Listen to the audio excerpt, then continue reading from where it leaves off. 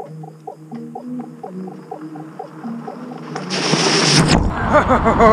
salut les castors, salut les marmottes, comment ça va-t-il bien? Bon les gars, vous savez quoi? Aujourd'hui on est jeudi. Et le jeudi c'est gravel party. Est-ce que tu l'entends ce petit bruit là? Écoute bien, tu l'entends ce petit bruit? C'est quoi ce bruit les gars, c'est quoi? Eh ben ouais, on a fait une petite exception aujourd'hui. J'ai laissé tomber le gravel, j'ai une revanche à prendre. Je sais pas si tu me suis sur les réseaux sociaux, j'en ai parlé sur certains. Mais mardi il m'est arrivé une sacrée aventure. Et j'ai décidé de te raconter ça en vidéo. Je me suis isolé un petit peu pour vous parler, parce qu'il y a quand même beaucoup de vent. Et là, du fait d'être dans la forêt, ça va vachement mieux et ça sera plus simple pour vous. Aujourd'hui, on est jeudi. On n'est pas mardi ni vendredi, on est jeudi. Et le jeudi, les gars, c'est gravel party. On déconne pas avec ça, les gars. Tous les jeudis maintenant, c'est sortie gravel. Et bien, tu sais quoi? Aujourd'hui, tu l'as pas entendu, mais j'ai fait une petite exception.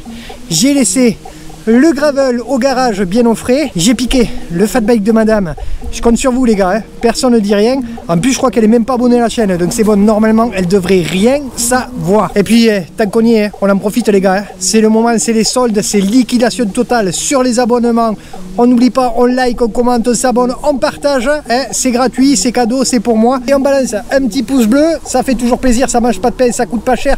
Mais ça permet aux autres de trouver plus facilement les vidéos. Et puis comme ça la famille va s'agrandir. Moi je vais pouvoir bientôt me laisser pousser la barbe, monter mon élevage de marmottes et de castors et vivre en ermite dans les Pyrénées. Donc allez, on va commencer par le début de l'histoire, car aujourd'hui avant de partir j'ai bien sûr pris une petite collation des familles super bien équilibrée pour éviter la fringale, parce qu'avec cette chaleur pou, pou, pou.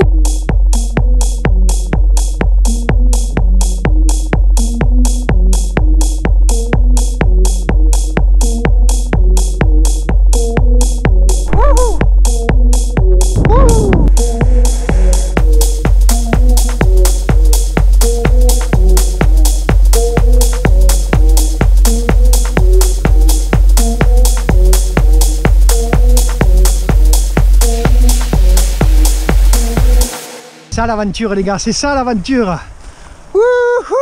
Bon les gars, maintenant revenons à ce qui m'est arrivé mardi quand je suis passé sur cette trace. Ça faisait 2 ans je crois que je n'avais pas emprunté cette trace GPS, donc après avoir téléchargé la trace et l'avoir mise sur mon GPS, me voilà donc lancé comme un frelon sur la trace.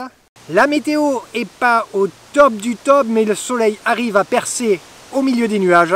Donc me voilà parti de la maison, et avec ce petit détail qui aura son importance un petit peu plus loin dans l'histoire, j'ai remplacé mon sac à dos par ma ceinture sacoche d'hydratation. J'enquille les bornes.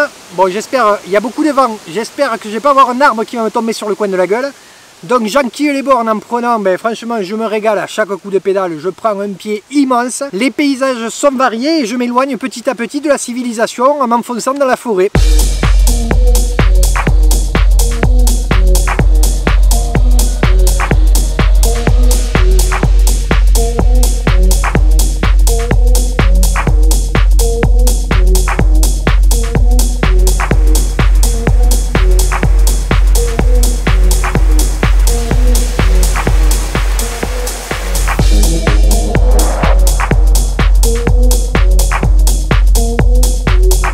Jusqu'au moment en fait où en suivant cette trace, j'arrive à côté d'une ferme et puis j'arrive devant une barrière qui donne sur un champ avec des vaches. Comme je suis pas un sagouin et qu'il faut quand même respecter, si on veut qu'on nous respecte à nous vététistes, en disant voilà, il y a une barrière donc je passe pas. Je vais faire demi-tour, j'ai trouvé une autre solution pour pouvoir passer, et puis en faisant demi-tour je tombe donc sur un agriculteur. Il me confirme donc que effectivement la trace GPS passe bien dans son champ et il m'autorise gentiment à ouvrir et refermer la barrière. Je lui demande quand même au passage, mais les vaches, elles sont bien gentilles. Lui, il me lance un petit sourire en coin en me disant « Oh, t'es un gars de la ville toi !» Mais oui, y a pas de problème, les vaches, elles sont gentilles. Je franchis la barrière, je m'engage tranquillement sur mon vélo dans le champ. Et au fur et à mesure, bien sûr, je me rapproche des vaches. Je décide quand même de descendre du vélo. J'arrive à la hauteur d'une vache qui, bien sûr, me bouchait le passage. Je me rends compte, grâce au cours de biologie de 3e de Madame Gélis, professeure au Bon Sauveur, que c'est pas une vache. Alors pour te faire rapidement, je ne vais pas te refaire toute l'année scolaire de 3e, pour faire la différence entre une vache et un taureau, tu regardes tout simplement au niveau des tétines, et si tu vois à la place des tétines une grosse paire de couilles, et bien là, il faut commencer à courir ou à pédaler très vite. Je ne savais pas qu'un taureau ça grognait comme un chien moi, parce que quand tu es près de lui, en fait tu te rends compte qu'il grogne le taureau. Donc comme j'étais descendu du vélo, impossible de mettre en place ma tactique de je pédale très vite. J'ai pris mon courage à deux mains et j'ai dit ben on y va quoi. Je décide de lui montrer que j'avais une aussi grosse paire de couilles que lui. Je passe tranquillement à côté de lui, en le regardant droit dans les yeux. Et là, je crois qu'il a compris qui était le patron. Par contre, ma deuxième grosse erreur de la rando, c'est qu'à ce moment-là, je fais pas gaffe. Avec la pression et tout du taureau, je trace tout droit. Alors que la trace GPS me disait de prendre à droite. Quand je m'en rends compte, j'avais bien avancé dans le champ. Je me retourne pour faire demi-tour. Et là, je vois le taureau Pom-Pom. Parce qu'apparemment, il s'appelle Pompon le taureau. Ça, je l'ai appris un petit peu plus tard sur les réseaux sociaux. Et je vois qu'il arrive tranquillement vers moi. Donc là, j'ai dit, oh, confrontation, on l'a fait une fois. On va se l'éviter une deuxième fois. La trace, elle est juste en dessous. Tu sautes direct dans le talus, on va faire du freeride et on retrouvera la trace. Après à peu près 100 mètres, je me suis battu entre les ronces, les orties, enfin un dénivelé négatif assez important et je pouvais même pas monter sur le vélo tellement qu'il y avait de la végétation. C'est pas grave, je m'en sors, je réussis à récupérer ma trace. Et là de toute façon le sourire revient parce que je me rappelle très bien que en fait il me reste qu'une monotrace en descente qui fait environ 5 km où je vais me régaler. Donc ben voilà, je continue ma route tranquillement en oubliant cette histoire du taureau. Je commence à prendre du plaisir, tac tac, tranquille, en faisant quand même attention. Et puis sur une relance, qu'est-ce que j'entends? Crac! Oui, oui, tu sais le fameux crac qui est arrivé dans la vie à tout vététiste au moins une fois dans sa vie quoi. Donc là, ben, plus rien au niveau des pédales. Je regarde au niveau du dérailleur, ben, bien sûr, la chape du dérailleur qui est partie dans les rayons. Pas de dérailleur en carafe. Et c'est là que l'erreur numéro 1 du début de la vidéo prend tout son sens. Tu n'as pas oublié, j'ai changé donc mon sac par ma ceinture d'hydratation. Donc avec tout mon outillage et ma patte de dérailleur de rechange. Donc me voilà comme un con à 5 km de la route la plus proche. Et encore il fallait compter une dizaine de kilomètres pour rentrer à la maison. Avec rien pour réparer. Et là, qu'est-ce qui se passe? J'entends un deuxième crac. Et là, c'est pas le vélo. C'est le tonnerre. Je me prends pas une putain de saucée, mais pile poil 30 secondes après que j'ai analysé la situation et que j'ai vu que c'était le dérailleur voilà, que c'était pas réparable. Donc là, j'avais une petite alternative. J'ai pas voulu déclencher le système NG. Je t'ai fait aussi une vidéo si tu veux voir. Parce qu'en fait, c'est madame qui est en alerte et madame travaillait ce jour-là. Donc la seule personne qui pouvait venir me chercher, c'était mon papa. Et mon papa, si je lui envoie des coordonnées GPS, avant qu'il arrive à comprendre qu'est-ce qui se passe, etc., comment, qui, quoi, où, pourquoi, j'aurais dormi sur place. Donc je décide de l'appeler, je me rends compte que bien sûr sur mon téléphone, il me reste que 5% de batterie.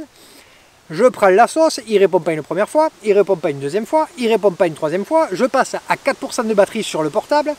J'arrive à le joindre, je lui dis Nanar, parce qu'il s'appelle Bernard, Nanar, dépêche-toi, il faut que tu viennes me rechercher à tel endroit. Et lui, il rigole et il me dit, t'as vu, il pleut? Ouais, je vois, il pleut. Donc je raccroche, je trace en courant à côté du vélo, parce qu'il me restait 3-4 km donc, pour arriver à la route, et je voulais pas louper le rendez-vous. Faut pas oublier qu'il continuait toujours à pleuvoir. Donc à un moment, j'ai la bonne idée de me mettre en drazienne, parce que c'est quand même légèrement descendant. Donc ça me fait gagner du temps par rapport à courir à côté du vélo. Je me prends une gamelle au passage, tant qu'à faire, sinon c'est pas marrant. Et voilà, et donc j'arrive à la route. Donc là, je me dis, je vois un petit massif, j'essaie de m'abriter juste en dessous. Je me dis, tu démontes le vélo, il va pas tarder à arriver, normalement il n'est pas déjà passé. Au bout de 5 minutes, j'avais fini de démonter le vélo, qu'est-ce que je vois pas passer? La voiture qui passe devant. Même pas qu'il me voit, il crasse. Je le soupçonne d'avoir fait exprès de ne pas m'avoir vu.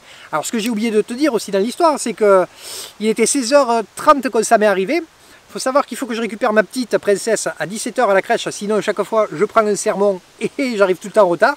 Donc je me fais tout le temps engueuler. Donc là il y avait quand même la panique. Donc voilà, je le vois passer.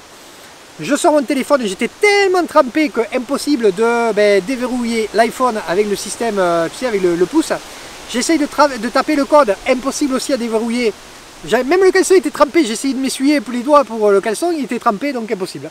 Donc je prends mon mal en patience et je me dis, c'est pas grave, tu vas attendre un quart d'heure. Au bout d'un moment, il va monter, il va pas te trouver, il va faire demi-tour, il te trouvera.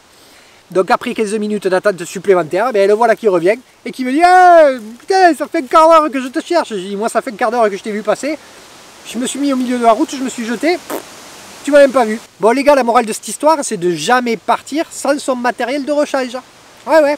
Parce que c'est le jour où tu en as besoin que tu l'as pas. Il me reste plus qu'à te souhaiter une bonne semaine. Surtout, éclate-toi, va rouler, fais-toi plaisir.